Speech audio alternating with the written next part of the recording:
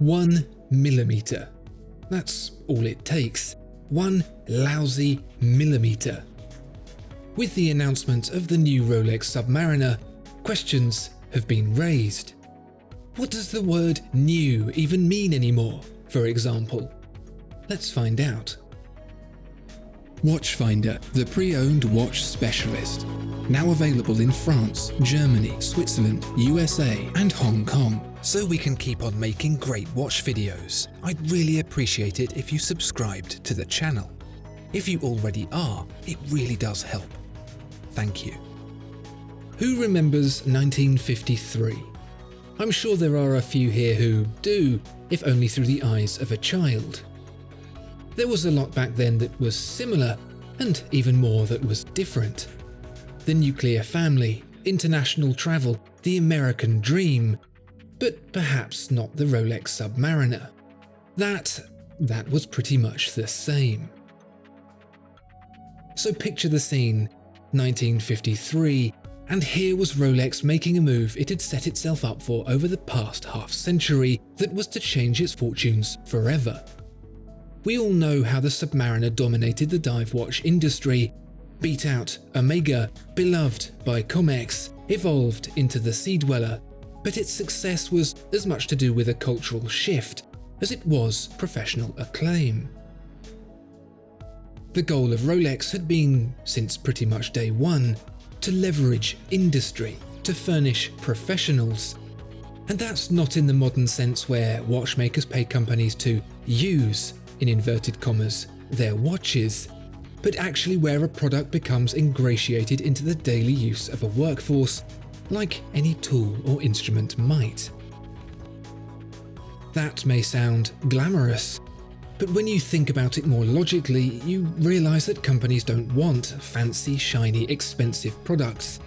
They want cheap, reliable, rugged stuff instead. Industrial equipment, basically. And since Rolex wasn't in the game of making fancy, shiny stuff, it put all its chips on red and focused its sights on business instead of people. It worked, as we all know, but there was a secondary effect that no one had anticipated: the rise of Rolex as a fashion statement. Because a Rolex Submariner was cheap, ordinary people like you and me were buying them too, and not just to go diving with, but to wear when they went swimming, did the gardening, or in the case of Steve McQueen, leant on walls and whatnot looking cool.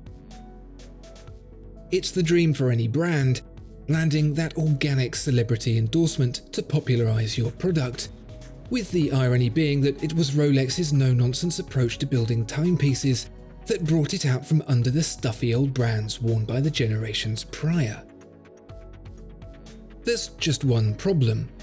When you create an icon, how do you iterate? You take a leaf out of the books of Apple, Porsche, Leica. You do it carefully. Success isn't the end goal.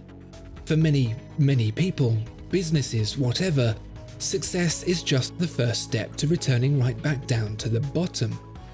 Just ask any winner of any televised talent show ever. So 67 years later, at a time when everything is fragile, Rolex is making its next move.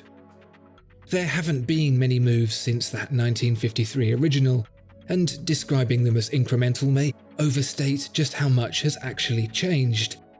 And this change just might be the most incremental yet. The Rolex Submariner hasn't always been 40mm in diameter. It has for much of its life, but when it was born it was a little smaller at 37mm and later grew into its big boy case.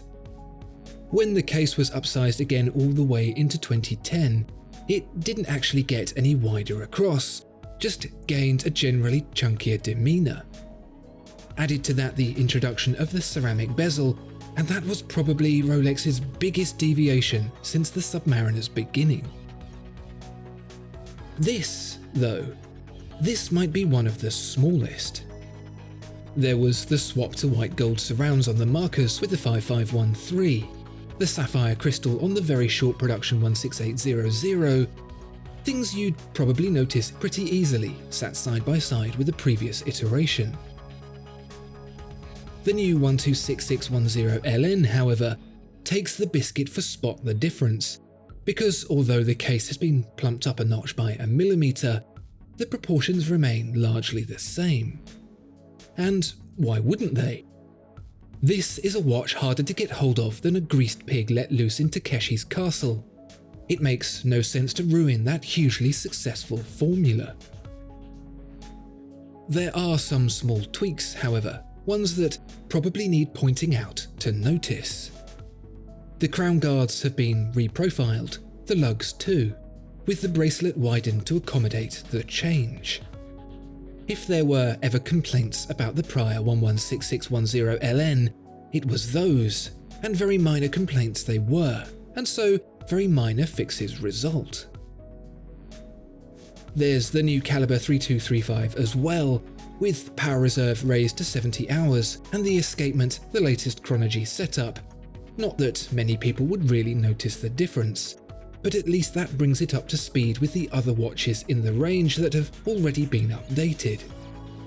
I'm sure it's all very clever, but it's probably really as relevant as Rolex's inclination to show it, which it still doesn't. So, is this watch a disappointment? It's not a surprise, that's for sure. Rolex knows people are wearing larger watches. It's been trialling that theory with the Explorer, the Datejust, and much of its junior company Tudor. The increase was always going to happen, it was just a matter of when.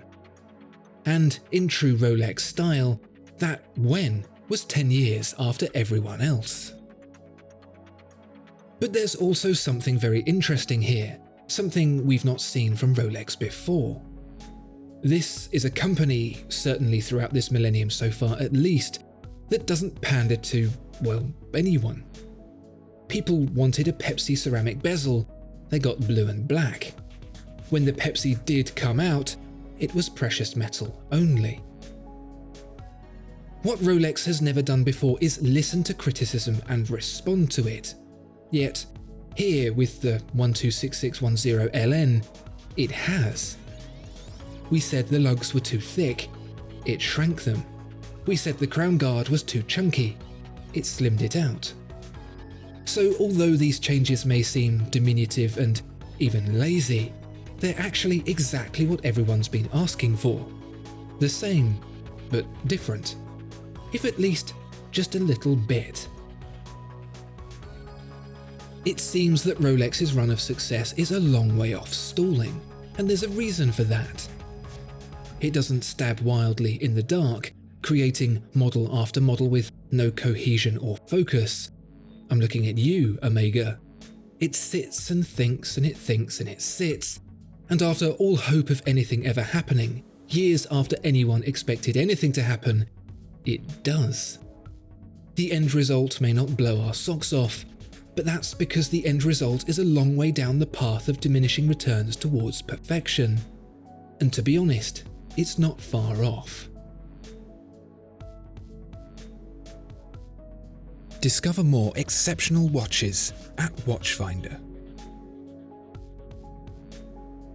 Thank you so much for watching this video. If you enjoyed it, please do consider giving it a like and subscribing to the channel.